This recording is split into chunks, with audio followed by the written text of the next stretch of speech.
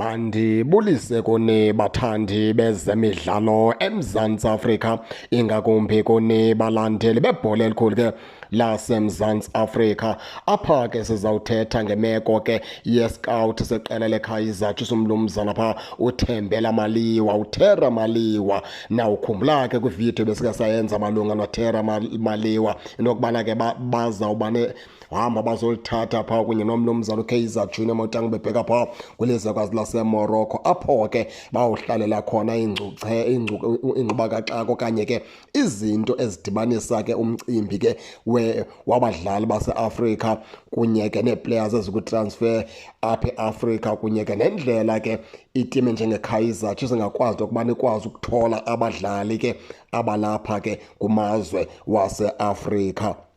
Siselapho ke kuTerra lo kaMaliwa uthi yena xa icacisa kamalunga nomcimbi weKaizer Chiefs uthi ke iKaizer Chiefs iready into yokubana ke ngoJanuwari ingavula kakuhle kakhulu uthi abalandeli beqela leKaizer Chiefs ke mabavula amehlo bahlale ke bejonga into yokubana ngoJanuwari kukhulu kokuzayo. Uthi futhi ke uzama uyicacisa into yokubana uJanuwari lo bawulungiselela kwaphaa ekuqaleni apha uqala pha ngo-October bebelungisela into yokubana kuthi kufika ngoJanuwari babe sebeyigqibile imicimbi ke yetransfer window kaJanuwari uba ngubani na abaza kumthatha, ngubani na abaza kumkhulula. Uthi ngoku into ababhizi yiyo ngoku yinto kaJuni ka-2026, uthi ngoba bhizi yinto kaJuni ka-2026 ngoba uJanuwari le transfer window kaJanuwari uthi bona beyiKaizer Chiefs ke sebeyigqibile bayiququmbele bayiqala pha ngo-October kuyilungiselela. Uthi sizathu ke salo nto esimenze into yokubana ke yonke lo msebenzi awuqale pha ngo-October umsebenzi kaJanuwari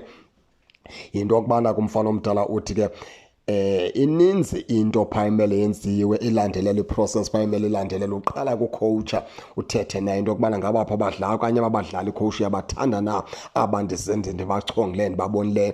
Xa uphuma lapho ucoacha funeka ubheke kumanagement uthi yonke ke loo nto ayonto elula because sokuhlala phantsi kwaxoxwa awuzuthi nxa usescout uthi usena le player ucinga bafana ba ke lo player uthe uyibonile izawusuka ihambe yothathwa. Funeka uqa kwadibana umqeqeshi kwadibana phaa imanagement kujonga umcimbi wale player uba ingaba na izawufitha na kwi-style seKaizer Chiefs, ingaba na izawufitha na kwi-culture yeKaizer Chiefs. Emveni koko xa kuthathwe isigqibo ingahamba kuloo player ke yolanda. Uthi yiloo nto benze into yokubana ke umsebenzi kaJanuwari akhawuleze ke awenze kwalapha ekuqaleni ulungisela into yokubana ngoku abe bhizi ngumsebenzi kaJuni. Uthi ngoku balungisele into yokubana ngoku bajonge into kaJuni ka-2026 into yokuba ngabaphi nabadlali abazawungena ingabaphi abazawuphuma. Kodwa uthi le kaJanuwari i-transfer window sebeyigqibile beyiKaizer Chiefs bayiququmbele. Nina ningabalandeli hlalane phantsi kukhulu okuzayo and kuhle okuzayo ubona ke izinto ezinhle kuphela